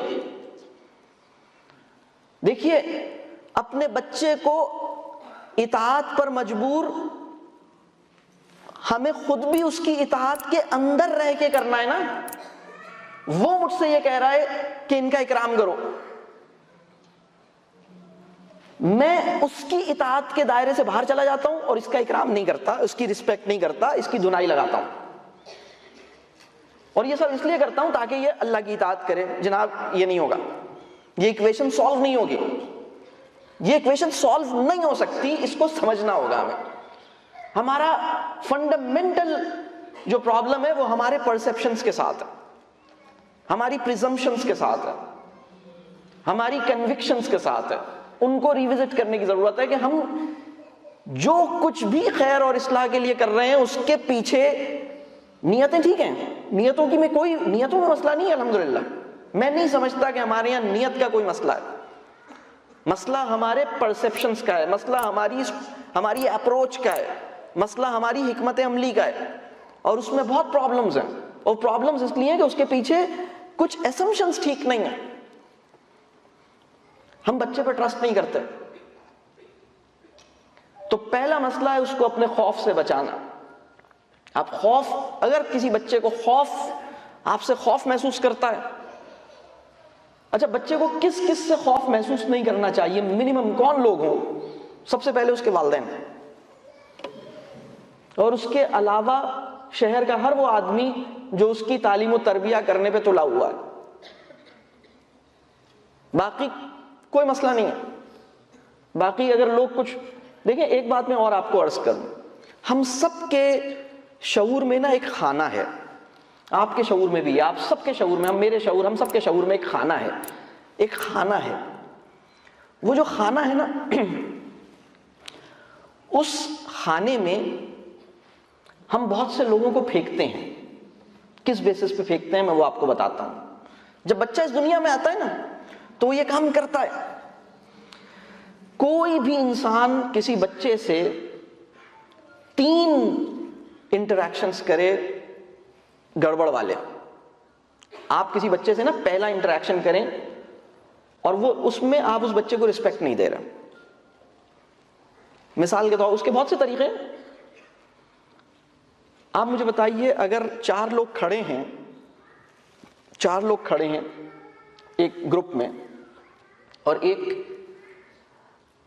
ہم 2 سے ہاتھ ملائیں اور 2 سے نہ ملائیں، تو باقی 2 فیل کریں گے یا نہیں کریں گے؟ فیل کریں گے نا. ہم بچے کے ساتھ بہت سارے معاملات ایسے کرتے ہیں جس سے بچے کو نظر آتا ہے کہ میرے ساتھ رسپیکٹ نہیں ہوئی. آپ مجھے بتائیے، ہم بڑے ایک دوسرے کے سر پہ دھپ نہیں مارتے کبھی؟ آپ مارتے ہیں کسی کو پیار سے ایسی کسی کے سر پہ دھپ مار دیں، کسی کا کان پکڑ کے ایسے یوں کر دیں، کسی کا منہ پکڑ کے ایسے کر کے دبا دیں؟ کسی کے ساتھ کرتے ہیں؟ بچے کے ساتھ کرتے ہیں، شوق سے کرتے ہیں. ہم اس سے پوچھتے ہیں کہ بیٹا میرا بڑا دل چاہ رہا ہے کہ تمہارا منہ پکڑ کے ایسے کر کے دباؤں، مجھے اچھا لگ رہا ہے، مجھے اچھا لگے گا. مجھے یہ تو نہیں پتا کہ تمہیں کیسا لگے گا، لیکن مجھے اچھا لگے گا، لہٰذا میں تمہارا منہ پکڑ کے ایسے کر رہا ہوں. آپ کسی بچے کے ساتھ 3 ایسے انٹریکشن کریں. ہم سب کے شعور میں ایک خانہ ہے، اور وہ خانے میں ہم کیا کرتے ہیں؟ انسانوں کو پھینکتے ہیں. بڑی تکلیف دہ حقیقت ہے جو میں آپ کو بتاؤں گا. یہ حقیقت اتنی تکلیف دہ ہے کہ اگر اس پہ ہم غور کریں گے تو ہمیں آنسو آ جائیں گے. وہ حقیقت کیا ہے؟ جب کوئی انسان کسی بچے کے ساتھ کوئی گڑبڑ کرتا ہے، کسی طرح کی گڑبڑ کرتا ہے، کوئی جملہ ایسا بول دیا، کوئی ہاتھ ایسا مار دیا، کوئی بات ایسی کر دی، کوئی ناانصافی کر دی، کچھ بے عزتی کر دی، کچھ ڈانٹ دیا، کوئی جملہ کہہ دیا، کوئی زور زبردستی کر لی، تو بچہ کیا کرتا ہے؟ 3 انٹریکشنز دیکھتا ہے. ایک انٹریکشن ہو گیا، پھر دوسرا انٹریکشن ایسا ہو گیا، پھر تیسرا جس انسان نے 3 دفعہ ایسی حرکت کر دی ہے اس انسان کو بچہ اس خانے میں پھینک دیتا ہے جس کے اندر، یعنی اب وہ کیا کرتا ہے؟ وہ یہ طے کر لیتا ہے کہ اب اس انسان سے کوئی ایکسپیکٹیشن نہیں رکھنی، کوشش کرنی ہے کہ اس کی بات کا فیل نہ کرو. وہ یہ کنکلوڈ کر لیتا ہے آئی شوڈ ناٹ ٹیک ہم سیریسلی، یہ بندہ میٹر نہیں کرتا میرے لیے، اس بندے کی کسی بات کو سننا نہیں ہے، کوئی زیادہ سوچنا نہیں ہے، کوشش کرو اس بندے کی بات کو فیل نہیں کیا کرو، یہ ایویں ہی ہے، اس کو زیادہ سیریسلی نہیں لو، اس سے اب کوئی خاص ایکسپیکٹیشن نہیں ہے، یہ جو کہہ رہا ہے کہنے دو، اس کی بات کو زیادہ سننے وننے کی ضرورت نہیں ہے، یہ فضول آدمی ہے، یہ ٹھیک آدمی نہیں ہے۔ تو ہم سب نے اپنے شعور میں ایک کھانا بنایا ہوا ہے جس میں جو انسان بھی ہمارے ساتھ ایسا کرتا ہے ہم اسے اس کھانے میں پھینک دیتے ہیں، اور پھر اس انسان سے کوئی ایکسپیکٹیشن نہیں رکھتے، اور اس بات کو بھی نہیں سوچتے کہ اس انسان نے ہم سے کوئی ایکسپیکٹیشن رکھی ہے یا نہیں رکھی، بے نیاز ہو جاتے ہیں، چاہے وہ انسان ہماری خالہ ہو، ہمارا چچا ہو، ہمارا ٹیچر ہو، ہمارے قاری صاحب ہو، ہمارے اسکول کی پرنسپل ہو، ہمارے محلے کا بندہ ہو، ہمارے ابا کا دوست ہو، کوئی بھی انسان۔ لیکن صرف 2 انسان ایسے ہیں جن کو بچہ اتنی آسانی سے اس کھانے میں نہیں پھینکتا، صرف 2 انسان ایسے ہیں۔ وہ جب اس کے ساتھ پہلی دفعہ زیادتی کرتے ہیں تو بچہ اس کو سمجھ نہیں پاتا، اسے سمجھ نہیں آتا کچھ، یہ میرے ساتھ ایسا کر سکتے ہیں، اسے سمجھ نہیں آتا۔ اور یہ 2 انسان ہیں اس کے ماں باپ، ان 2 لوگوں کو وہ اس کھانے میں صرف 3 چانس نہیں دیتا، دنیا کے ہر آدمی کو 3 چانس دیتا ہے، اگر کسی نے بڑا احسان کیا تو اس کو 5-6 چانس دے دے گا، لیکن ماں باپ کے نا 1000 چانس ہوتے ہیں، 1000 چانس۔ بعض والدین 3 سال میں 1000 چانس اویل کر لیتے ہیں، بعض والدین 10 سال میں 1000 چانس اویل کرتے ہیں، تو بچہ ممکن ہے 10 سال لگائے ان کو اس کھانے میں پھینکنے پر، پہلی دفعہ میں نہیں، دوسری دفعہ میں نہیں، تیسری دفعہ میں نہیں، 1000 دفعہ کوئی الٹی اوکھی حرکت کی ہے تو بچے نے ان کو جو اس کے ماں باپ ہیں اس کھانے میں پھینکا، جس میں پھینکنے کے بعد اب یہ مجھ سے کیا کہتے ہیں میرے لیے اہم نہیں ہے، ان کی ایکسپیکٹیشنز میرے لیے میٹر نہیں کرتی، ان کی بات کو سننے کی ضرورت نہیں ہے، ان کی بات کو کوشش کرو فیل نہ کرو، مجھے بھی ان سے کوئی ایکسپیکٹیشن نہیں ہے، انہیں بھی مجھ سے کوئی ایکسپیکٹیشن نہیں ہے، ختم کہانی۔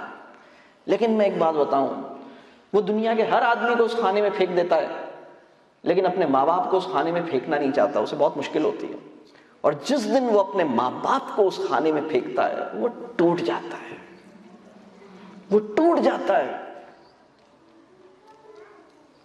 اس کے اندر جینے کی امنگ ختم ہو جاتی ہے، وہ شدید تکلیف سے گزرتا ہے۔ اور یہ کیوں ہوتا ہے؟ یہ اس لیے ہوتا ہے کہ ہم اپنے اوپر کام نہیں کرتے، ہم اپنے آپ کو ٹھیک نہیں کرتے، ہم امتحان کو بچے سے زیادہ اہم سمجھتے ہیں، ہم ہوم ورک کی اہمیت، 2 صفحے کا جو ہوم ورک ہے نا اس کو زیادہ اہمیت دیتے ہیں اور اپنے بچے کی ضرورت کو نہیں سمجھتے۔ ڈائری میں کیا لکھا ہے، سلیبس میں کیا ہے، ایگزام میں کیا آئے گا، اس کو انڈرسٹینڈ کرنے کے لیے زیادہ بےتاب ہوتے ہیں، میرے بچے کے ذہن میں کیا چل رہا ہے، اس کا دل کیا کہہ رہا ہے، وہ کیا چاہ رہا ہے، اس کا معاملہ کیا ہے، اس کو سمجھ نہیں پاتے۔ پھر کیا ہوتا ہے، ہم ایگزام جیت جاتے ہیں، بچہ ہار جاتے ہیں،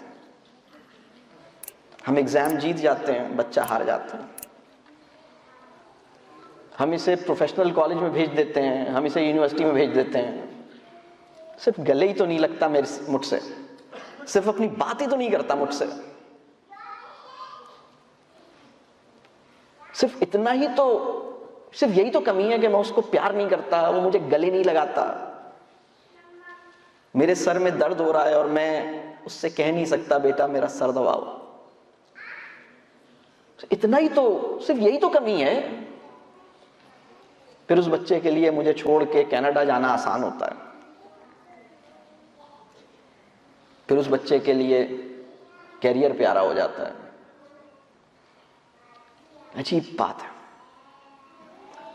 میں آپ سے یہ عرض کروں، کسی بچے کا ایمان کیسے تباہ ہوتا ہے، اس کے 5 بڑے فیکٹرز ہیں۔ سب سے پہلا فیکٹر ہے خوف، لا الہ الا اللہ کا مطلب کیا ہے؟ لا الہ الا اللہ کو کئی طرح سے سمجھا جا سکتا ہے. ایک اس کا مطلب یہ ہے اب کسی سے ڈرنے کی ضرورت نہیں ہے کیونکہ کوئی بھی بڑا نہیں ہے, صرف ایک ہی بڑا ہے, اسی کو ماننا ہے, اسی سے ڈرنا ہے, اسی کو سمجھنا ہے, اسی کو اہمیت دینی ہے, وہی پرائرٹی ہے بس. اس کے لیے جس طرح کی سائیکک کنڈیشن چاہیے, وہ جو سائیکی ہے نا, اس سائیکی کو نرچر کرنا ضروری ہے, جس کو کلمہ, جو کلمے کے ساتھ لپٹ سکے, جو کلمے کے ساتھ وابستگی کے سارے تقاضے نبھا سکے. ہم نے اپنے بچے کی وہ سائیکی چھوڑی ہی نہیں ہے. وہ کلمہ بولتا ہے, کلمہ اس کا حال نہیں بنتا, کلمہ اس کا قول ہی بن پاتا ہے, کلمہ اس کی کیفیت نہیں بنتی, کلمہ اس کا عمل نہیں بنتا, کلمہ اس کے پرائرٹی سکیل کو ڈٹرمن نہیں کرتا. کلمہ ایک جملہ رہ جاتا ہے, رٹا ہوا جملہ. پہلا کلمہ طیب, طیب مانے پاک, لا الہ الا اللہ محمد رسول اللہ, بول دیتا ہے, کچھ بھی نہیں ہوتا. اس کے بولنے سے اندر کوئی فرق نہیں پڑتا, کچھ بھی نہیں ہوتا, اس لیے کہ اس کی سائیکک کنڈیشن ہم نے کولیپس کر دی ہے.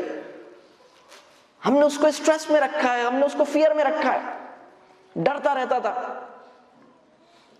میں آپ سے یہ عرض کروں, اپنے خوف سے اگر ہم اپنے بچے کو نہیں بچا پائے تو اللہ کا خوف ہم اس کی سائیکی کے لیے ایکسیپٹیبل نہیں رہنے دیں گے. ہمیں اس پہ کام کرنے کی ضرورت ہے. اللہ کرے کہ میں بھی اور آپ بھی اس مسئلے کی نزاکت کو اس گہرائی سے اور اس انداز سے محسوس کریں اور سمجھیں جیسے کہ سمجھنے کا حق ہے. دوسری بات, کسی بچے کا ایمان کیسے خراب ہوتا ہے, اس کا دوسرا فیکٹر ہے لالچ.